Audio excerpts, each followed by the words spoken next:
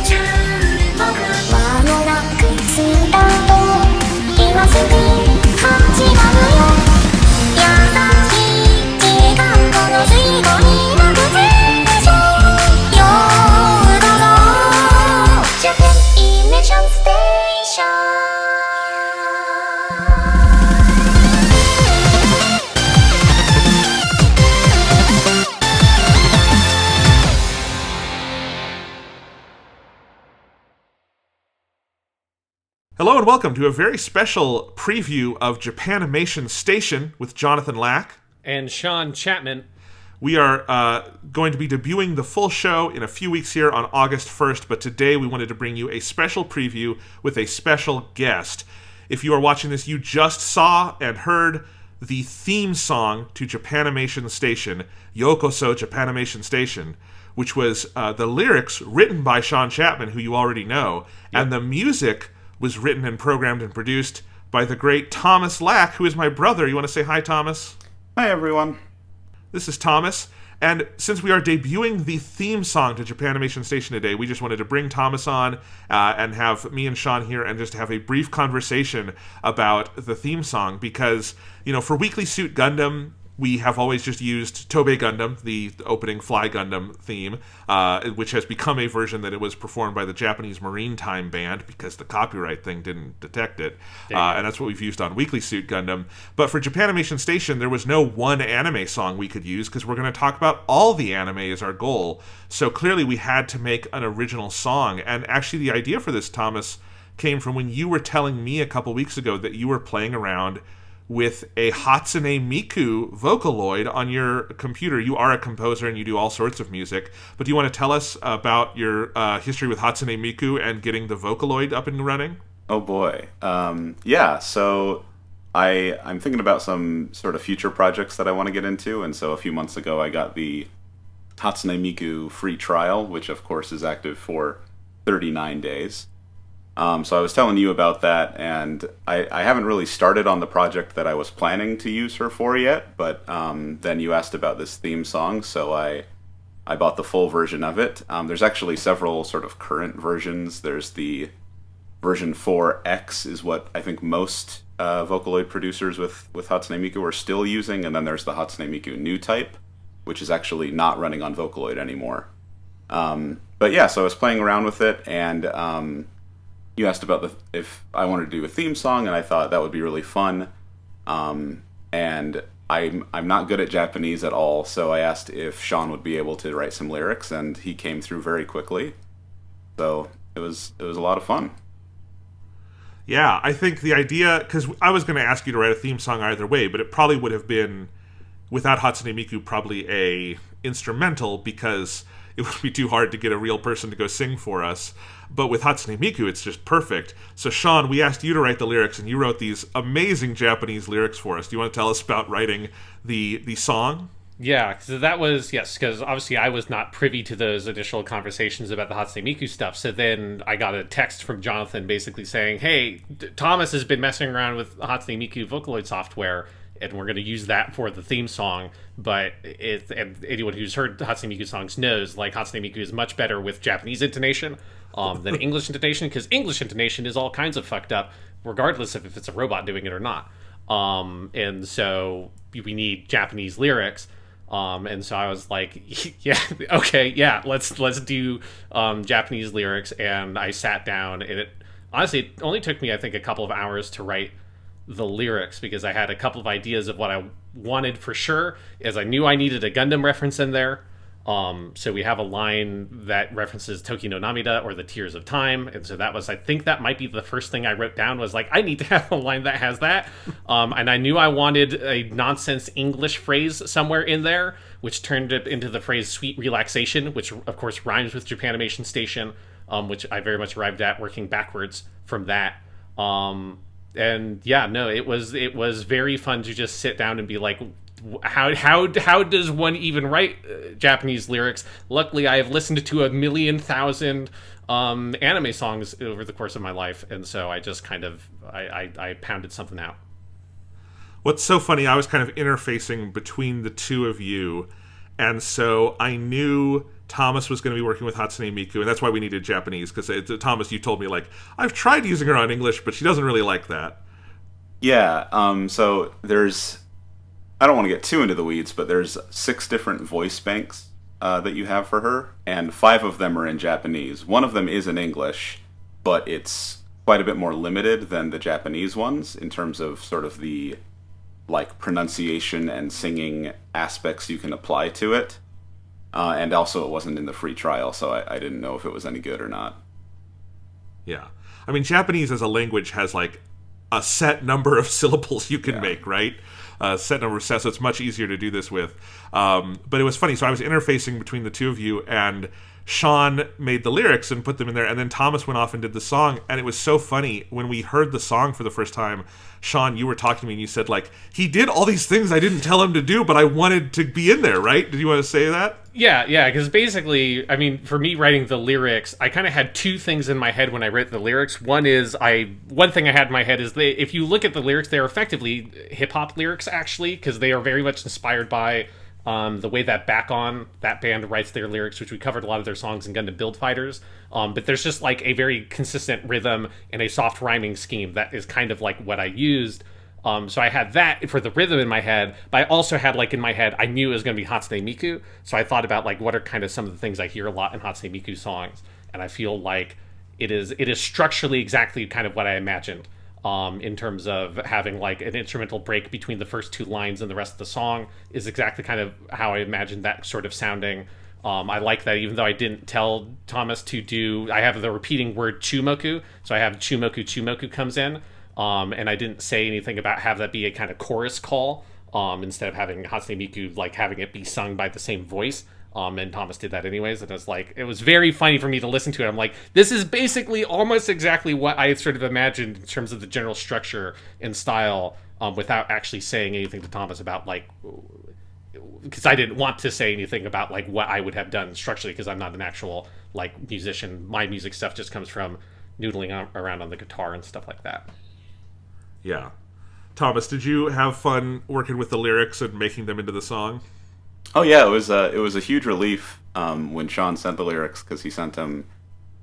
He did the kanji and the romanization and everything, so it was just really easy to break down. So I was able to sort of set it out into like some different sections, like a verse and a pre-chorus and a chorus, sort of just following like what typical anime openings would do. Mm-hmm.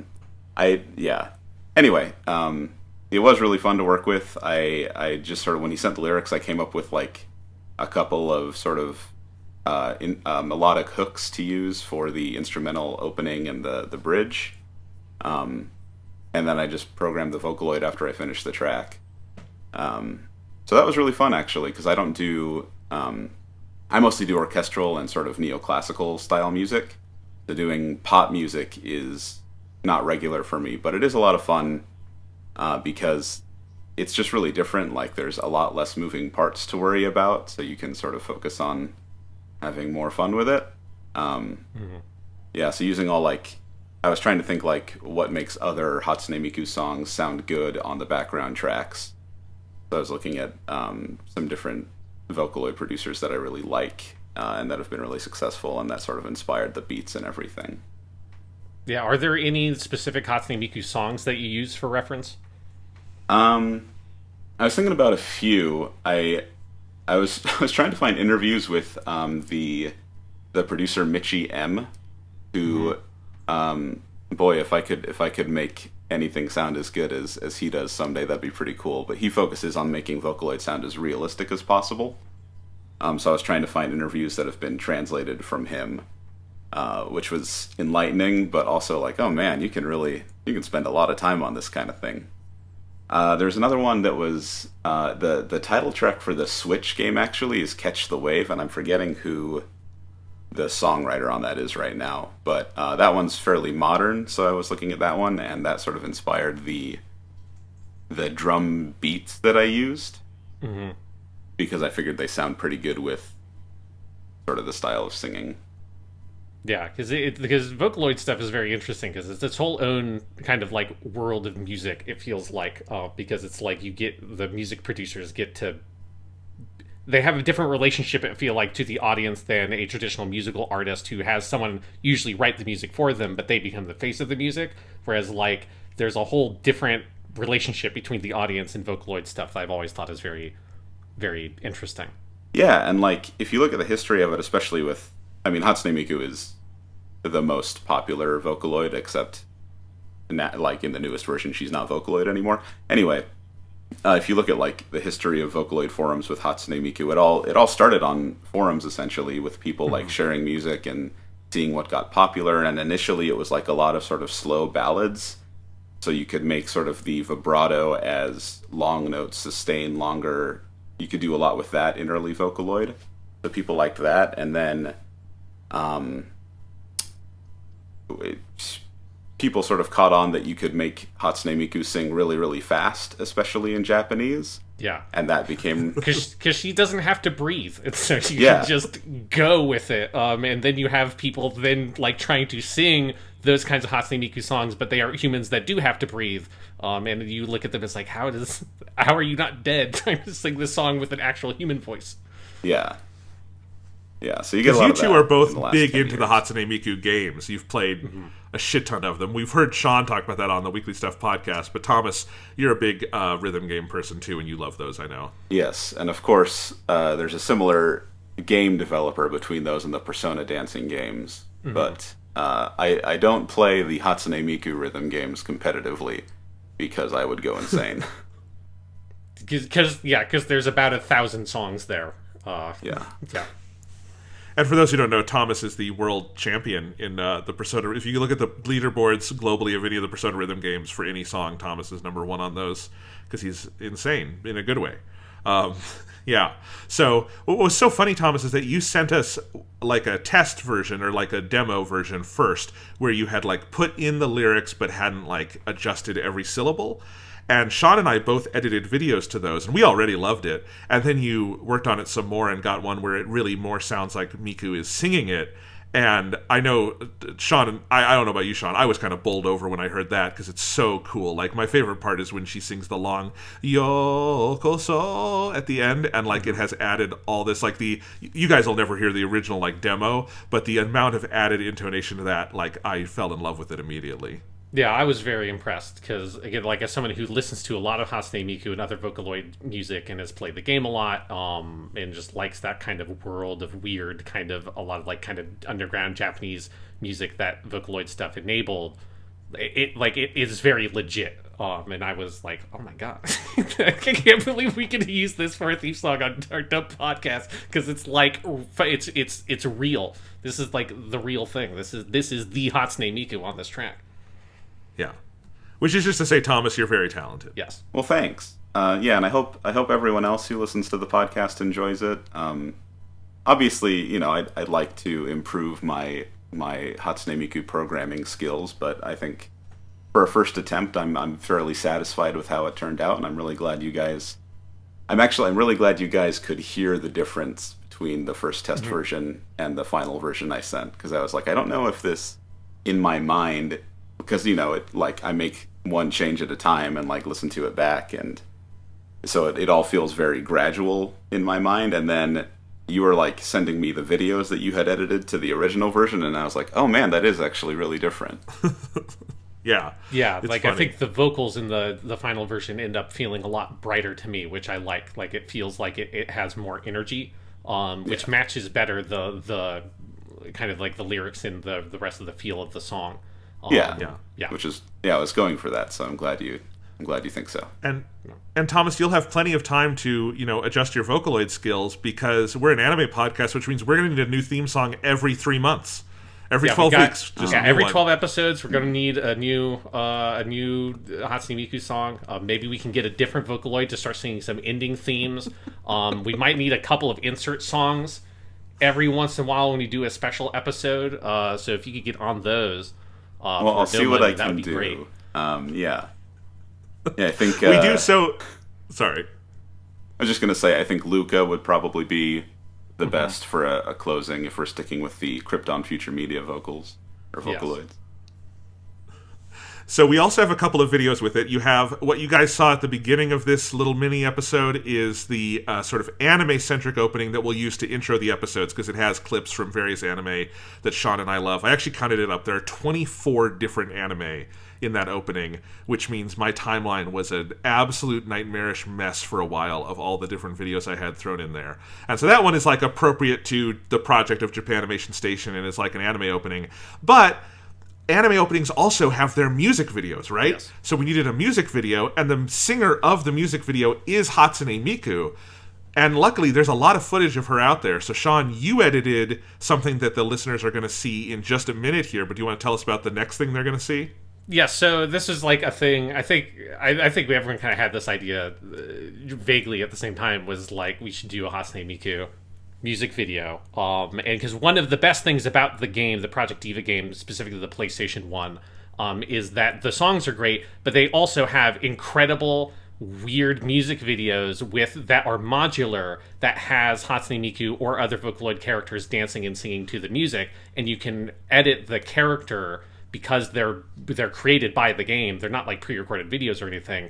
And you can put the characters in a different costume or swap them in and out. And so I went in and I grabbed a bunch of footage. It is like the most intensive. I've used the share functionality on the PlayStation 5, which I'm very impressed by, that it is incredibly easy to get and like edit in clips of like 3-minute things with that. I was like, oh, this is really good. I don't use it that much for I use it for screenshots, not for video. And just pulled a bunch of videos from that Project Diva game and cut together a music video that was very, very fun to put together, that of course features the best ultimate form of Miku, which we will see when you watch the music video, but is the only version of Hatsune Miku I think that is really worth putting in a video, in my opinion. Well, this is great. I'm so happy we have this cool theme song. Of course, the full show will be premiering August 1st. But, Sean, do you want to take us out with... we like on this show frequently to have you do dramatic readings of song lyrics.